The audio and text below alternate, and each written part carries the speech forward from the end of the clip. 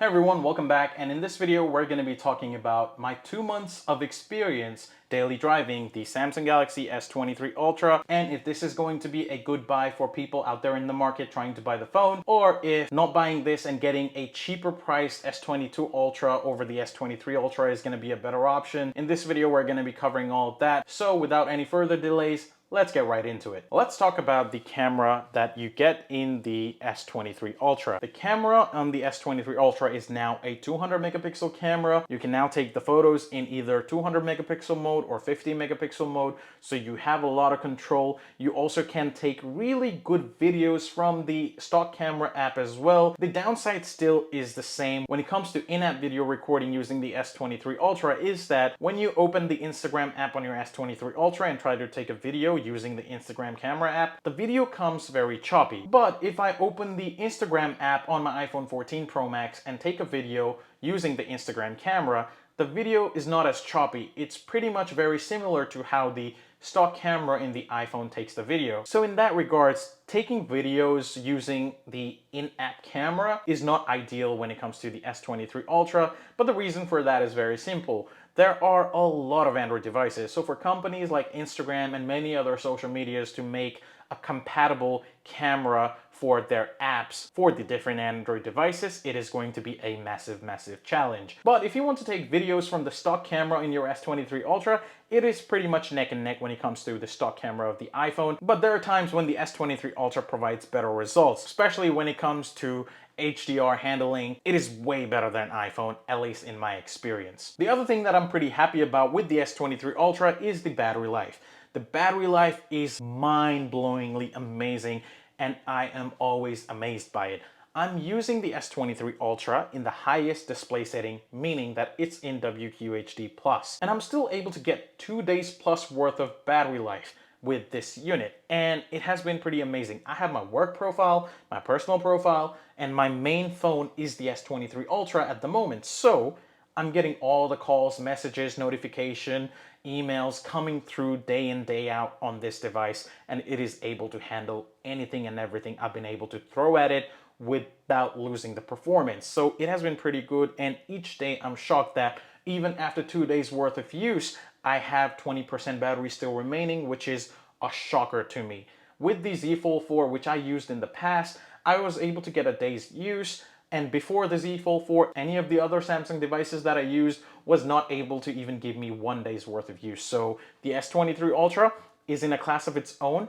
I am still blown away with the battery performance, and I think the major contributor to the amazing battery for the S23 Ultra I think has to be the Snapdragon 8 Gen 2 made for Galaxy. The made for Galaxy is a higher clocked Snapdragon 8 Gen 2 compared to any other Snapdragon 8 Gen 2 that you find in other mobile devices. So it is quite good. And the phone does not heat up as much as how the other older Ultra devices used to. In my experience, at least with my S23 Ultra unit, I've never had the phone heat on me. I've never had any apps close because it was heating up whatsoever. So that issue, at least I have not experienced it. So when it comes to battery, I think there is no phone out there that can beat this. Usually, I've always had good battery experiences with the iPhone Pro Max lineups, and iPhone 14 Pro Max also provides decent enough battery. And if you were to have both the iPhone 14 Pro Max and S23 Ultra both at 100% and then just try to drain it out, then the S23 Ultra might drain quicker. And I think there are a couple of the videos on YouTube already out there that you can search and see for the iPhone 14 Pro Max and the S23 Ultra battery drain test. But in real life, the Samsung Galaxy S23 Ultra drains slower than the iPhone 14 Pro Max, meaning that in real life use, because I have both the devices, I've been able to test it myself and confirm that the S23 Ultra lasts a lot longer and performs a lot better. And that's been my experience. Since we are talking about an Ultra device from Samsung, it also has an S Pen. But what I've noticed is that I find myself reaching very less and less to the S Pen.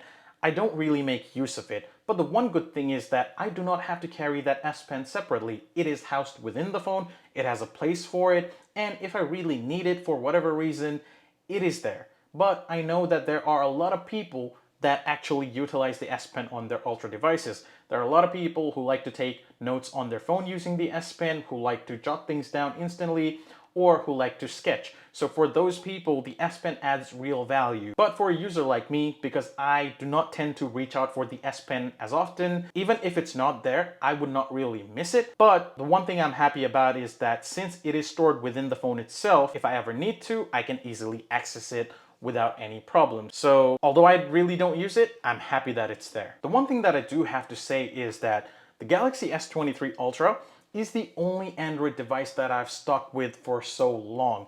And what I mean by that is every time an Android device used to be released and I would be able to purchase it, I would get that for the purposes of review. I would buy it and then I would take my main SIM card out of my iPhone and then put it to the Android device and daily drive that Android device for 2 to 3 weeks as my primary device. And then my iPhone would be secondary device for those 2 to 3 weeks. After those 2 to 3 weeks, I would take my SIM card out of the Android device and put it back to my iPhone. With the S23, ever since I've had this, I've had my primary SIM card inside of the S23 Ultra, and this S23 Ultra has been my primary device, and iPhone 14 Pro Max has been my secondary device. And that is really shocking to me because I always found myself going back to the iPhone. But with the S23 Ultra, I always find myself reaching to this. And this has been my primary device ever since it has come out. So this is the only Android phone I've stuck to for so long. And it's because of everything this S23 Ultra provides. So if you ask me, would I recommend this to anyone? 100% I would recommend if you were actually out in the market to buy an Android phone. This would be a really good purchase. You wouldn't go wrong with this. If you're thinking of buying S22 Ultra or S23 Ultra, I would 100% urge S23 Ultra because of all the upgrades that you do get. Some people say it's not a big enough upgrade to be able to get this, so save some money and get the S22 Ultra. But my opinion varies because I feel like the upgrade is really worth it and you're gonna actually enjoy buying this over the S22 Ultra, but that's just my opinion. You can do further research of your own to make a valid decision, but I guess I'll leave it there for now. Thank you for sticking around and watching this video. Do leave a like if you like this video and subscribe if you're new to the channel. I'll see you in the next one. Till then, peace.